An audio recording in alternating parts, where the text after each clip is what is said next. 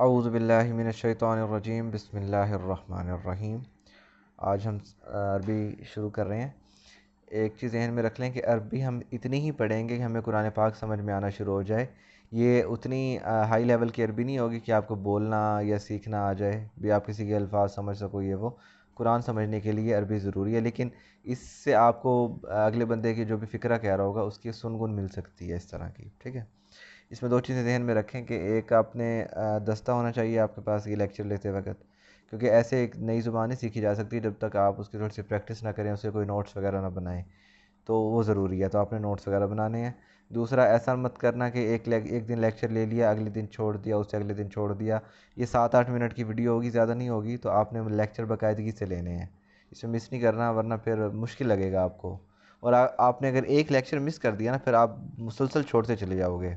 यही होता है ना, आपने दूसरा तीसरा लेक्चर छोड़ दिया, अब आपको दिल ही नहीं करेगा आगे लेने का। तो बाकायदगी से लेने की कोशिश करना। बिस्मिल्लाहिर्रहमानिर्रहीम। आगाज़ करते हैं आज लेक्चर 1। आज हम पढ़ते हैं पास्ट टेंस। उर्दू में जब कोई वर्ब होता है ना, वर्ब फेल, तो वो अधूरा होता है जब तक उसे किसी सेंटेंस में शामिल ना किया जाए। जैसे कि कत्ल है, इसका कोई मतलब नहीं है, लेकिन जब हम इसको कहेंगे उसने कत्ल किया, तो एक फ़िक्रे का मतलब बन जाएगा। जो वर्ब होता है ना, उसके लिए एक सेंटेंस की ज़रूरत होती है, लेकिन जब यही लफ्ज़ अरबी में होता है ना, तो अरबी में उसके लिए किसी फ़िक्रे की ज़रूरत नहीं होती। वो लफ्ज़ ख़ुद एक फ़िक्रा होता है।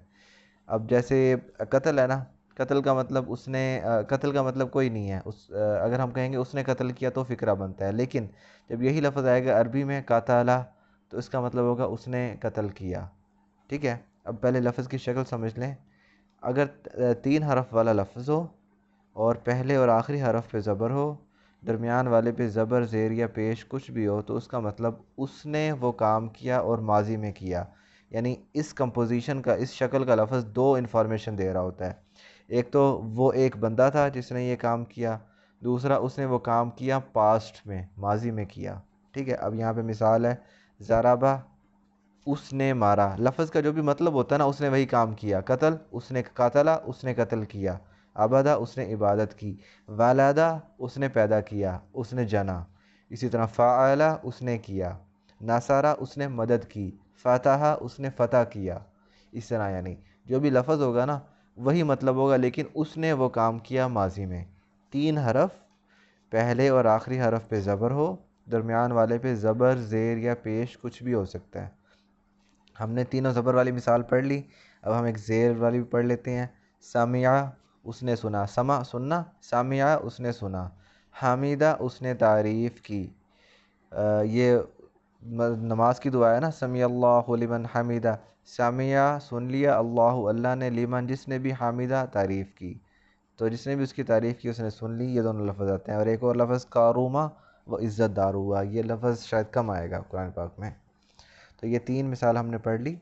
अब ने क्या पढ़ा, 3 हरफ हों, पहले और आखिरी हरफ पे ज़बर हो, दरमियान वाले हरफ पे ज़बर ज़ेर या पेश कुछ भी हो, तो उसका मतलब वो दो इन्फॉर्मेशन दे रहा होता है कि जो भी उस लफ्ज़ का मतलब है ना, वो उस बंदे ने, एक बंदे ने किया, और वो किया भी पास्ट में। तो अलम तारा कई फ़फ़अल रब्बु का है ना, उसमें फ़अला उसने किया, रब्बु का तेरे रब ने। ठीक हो गया। तो ये मिसाल भी कुरान पाक में पाई जाती है। हमने अभी तक किया एक चीज़। अब हम इसी जो लफ्ज़ है ना, उसका हम करेंगे पैसिवाइज। जैसे उसने वो काम किया, वो काम किया गया उस पर, ये पैसिवाइज जो होता है। इसको एक्टिवाइज को पैसिवाइज से फ़र्क करने का तरीका ये है कि पहले हरफ पे ना, यहाँ पे पेश होगी, दूसरे हरफ के ज़ेर होगी। पहले हरफ पे पेश, दूसरे हरफ के नीचे ज़ेर होगी, तो हमें पता चल जाएगा कि एक्टिवाइज से पैसिवाइज है। ज़ाराबा उसने मारा, ज़ूरिबा वो मारा गया। कातला उसने कत्ल किया, कुतिला वो कत्ल किया गया। इसी की मिसाल कुरान से दे देता हूँ मैं आपको। कुरान में आता है कुतिलल इंसानु मा अकफरा, हलाक किया जाए या कत्ल कर दिया गया इंसान, कैसा नाशुक्रा है। ये भी मिसाल कुरान में मौजूद है। और ज़ूरिबा, ज़ाराबा उसने मारा, ज़ूरिबा वो मारा गया। ज़ुरिबत अलैहिमुज़्ज़िल्लतु वल मस्कना, मार दी गई उन पर ज़िल्लत और मस्कीनी।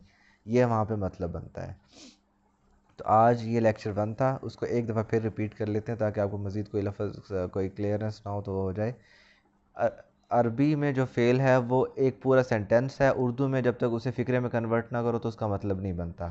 3 हरफ हों, पहले और आखिरी हरफ पे ज़बर हो, दरमियान वाले पे ज़बर ज़ेर या पेश कुछ भी हो तो उसका मतलब वो दो इन्फॉर्मेशन देता है।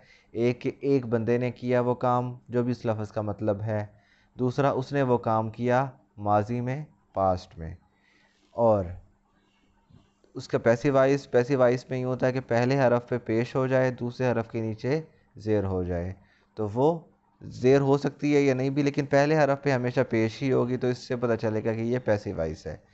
ज़ाराबा उसने मारा, ज़ूरिबा वो मारा गया, कातला उसने कत्ल किया, कुतिला वो कत्ल किया गया। अब आपके जहन में आ रहा होगा हमें कैसे पता चलेगा कि ज़बर ज़ेर या पेश अगले दो हरफ पे या उधर एक्टिव वॉइस में दरमियान वाले हरफ पे कब ज़बर होगी, कब ज़ेर होगी, कब पेश होगी। तो हमने खुद से लफ्ज़ तो नहीं बनाने ना भी, हमें पता चलना चाहिए कि किस लफ्ज़ पे ज़बर लगानी है, किस पे ज़ेर, किस पे पेश।